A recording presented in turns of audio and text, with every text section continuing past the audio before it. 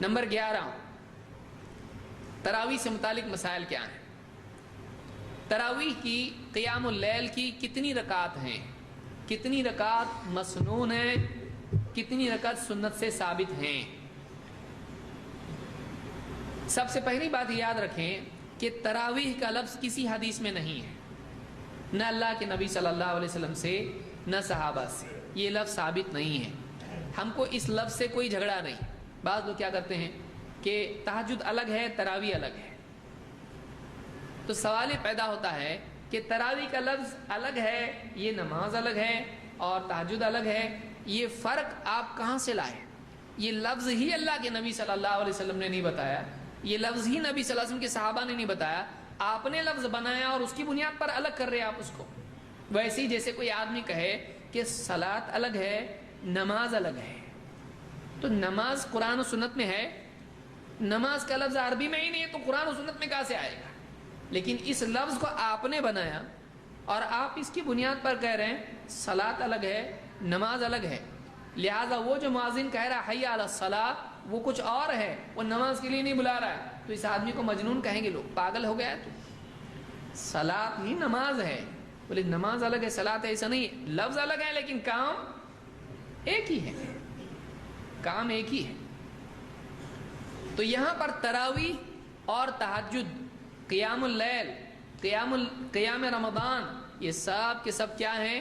ایک ہی ہیں، ایک ہی ہیں، الگ الگ نہیں ہے۔ کوئی آدمی کہتا ہے رحمان الگ ہے، رحیم الگ ہے، کرتا ہے ایسا بہت ماریں گے پکڑ کے لوگ اس کو، دو معبود بنا رہا ہے تو اللہ کے الگ الگ نام ہیں کہ نہیں؟ الگ نام ہونے سے کیا الگ ہو جاتا؟ ایک ہی اللہ ہے نا، ایک ہی ہے کہ نہیں؟ ایک ہی اللہ ہے لیکن اس کے نام کیا ہیں؟ الگ الگ، کئی نام ہیں، وَلِلَّهِ الْأَسْمَاءُ الْحُسْنَى، اللہ کے بہت سے نام ہیں، اچھے اچھے نام ہیں۔ تو اسی طرح سے ایک عمل کے کئی نام ہو سکتے ہیں اور ہیں، اس کو صلاۃ اللیل آپ کہیں، تہجد کہیں، قیام رمضان کہیں، قیام اللیل کہیں، تراویح کہیں، کوئی پرابلم نہیں، لیکن نماز ایک ہی ہے۔ لہذا اللہ کے نبی صلی اللہ علیہ وسلم نے جو نمازیں پڑھی ہیں اس کا نام صلاۃ التراویح آپ کہیں، کوئی فرق نہیں پڑتا ہے، تہجد کہیں، کوئی مسئلہ نہیں، جو چاہیں آپ اس کو ثابت شدہ نام کہیں، کوئی مسئلہ اس کا نہیں ہے۔ اس کی کتنی رکعت ہیں؟ ابو سلمہ کہتے ہیں کہ انہوں نے عائشہ رضی اللہ تعالیٰ عنہ سے پوچھا کیف کان صلاۃ رسول اللہ صلی اللہ علیہ وسلم فی رمضان، رمضان میں اللہ کے نبی صلی اللہ علیہ وسلم کی نماز کیسے ہوا کرتی تھی؟ فقالت ما كان يزيد في رمضان ولا في غيرها على 11 ركعة، حضرت عائشہ نے فرمایا کہ اللہ کے نبی صلی اللہ علیہ وسلم رمضان یا غیر رمضان میں 11 رکعت سے زیادہ نہیں پڑھتے تھے، رمضان اور غیر رمضان میں 11 سے زیادہ نہیں پڑھتے تھے۔ یصلی 4 فلا تسأل عن حسنہن وطولہن، آپ 4 رکعت پڑھتے تھے اور پوچھ مت ان کے حسن کے بارے میں، ان کے طول کے بارے میں، کیسی عمدہ اور کیسی لمبی 4 رکعتیں پڑھتے تھے۔ ثم یصلی 4 فلا تسأل عن حسنہن وطولہن، پھر اس کے بعد آپ 4 پڑھتے تھے اور مت پوچھ کہ وہ کتنی اچھی اور کتنی لمبی ہوتی تھی۔ ثم یصلی 3، پھر آپ 3 رکعت پڑھتے تھے۔ فقلت یا رسول اللہ اتنام قبل ان توتر، میں نے آپ سے پوچھا اے اللہ کے رسول آپ وتر سے پہلے ہی سو بھی جاتے ہیں؟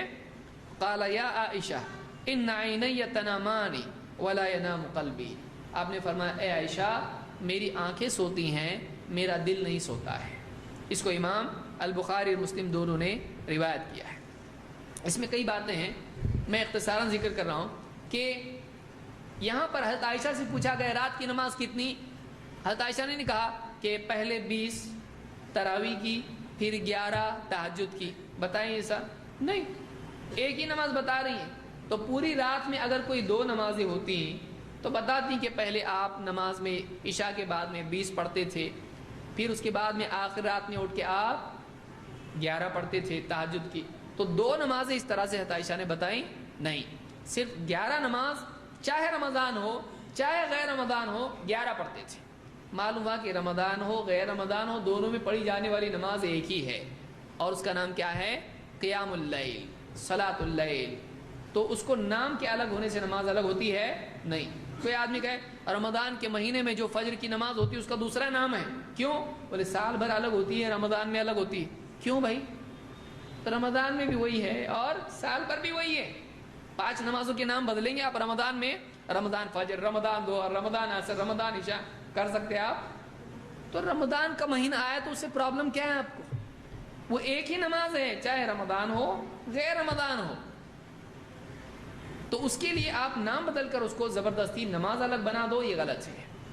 یہاں پر ایک سوال یہ پیدا ہوتا ہے کہ 4 ذکر کی گئی ہیں نا، تو حضرت عائشہ ہی کی روایت میں ملتا ہے کہ آپ ہر 2 رکعات کے بعد کیا کرتے تھے؟ سلام پھیرتے تھے. تو یہ 4 کیسی تھیں؟ 2-2. اسی لیے آج بھی کیا کرتے ہیں؟ 4 رکعت کے بعد تھوڑا رکتے ہیں، اس کے بعد 4 رکعت پڑھتے ہیں. کوئی آدمی کہ 4 ہیں 2-2 کیسا ہوئی؟ تو آپ کہ تراویح کی کتنی رکعت ہے آپ بتاؤ؟ 20 ایک ساتھ پڑھتے. تو 20 کیوں بولے آپ؟ جب آپ نے تراویح کی 20 رکعت بتائی تو آپ کو 20 ایک سلام سے پڑھتے آپ نہیں.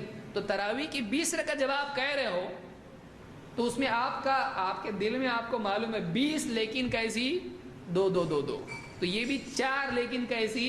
2-2. کون کہہ رہا؟ ہم کہہ رہے ہیں، حضرت عائشہ خود فرما رہی ہیں. مسلم کی، بخاری کی روایت آپ دیکھیں، اس میں آپ کو ملے گا، عام طور سے کتابوں میں ہے، حضرت عائشہ فرماتی ہیں کہ آپ صلی اللہ علیہ وسلم ہر 2 رکعت کے بعد سلام پھیرتے تھے. تو اکٹھی اگر کسی کو کہا جائے، جیسے کوئی کہے 11 رکعت تراویح ہے، 8 رکعت تراویح ہے، کیا اس کا یہ مطلب ہوتا ہے کہ 8 رکعت ایک سلام سے؟ نہیں، وہ ٹوٹل بتا رہے ہیں، ایک سیٹ بتا رہے ہیں. جیسے کوئی آدمی کہے گا تراویح کے لیے، میں تفصیل سے اس کو سمجھا چکا ہوں، کوئی آدمی کہے تراویح کی نماز کیسا پڑھنا؟ پہلے 4 رکعت پڑھنا، پھر رکنا، پھر 4 پڑھنا، پھر رکنا، پھر 4 ایسا کر کے 20 پڑھنا، بولنے والے ایسا بولتے ہیں. پھر اس کے بعد 3 وتر پڑھنا. تو آپ نے جو 4 بتائی تو وہ 4 ایک سلام سے؟ نہیں ویسا نہیں ہے، 2 ہے وہ بھی. تو آپ نے 4 کیوں کہا بھی پوری بات نہیں ہوئی. تو حضرت عائشہ کی بھی پوری بات نہیں ہوئی. دوسری روایت میں انہوں نے بتایا کہ وہ جو 4 تھیں وہ کیسی تھیں؟ 2 والی تھی. اس کو یاد رکھیے. تو رمضان میں یا غیر رمضان میں رات میں اگر کوئی آدمی نماز پڑھتا ہے، اس کی نماز کتنی ہے؟ صلاۃ اللیل 11 رکعات ہے. اس کو بخاری اور مسلم دونوں نے روایت کیا ہے.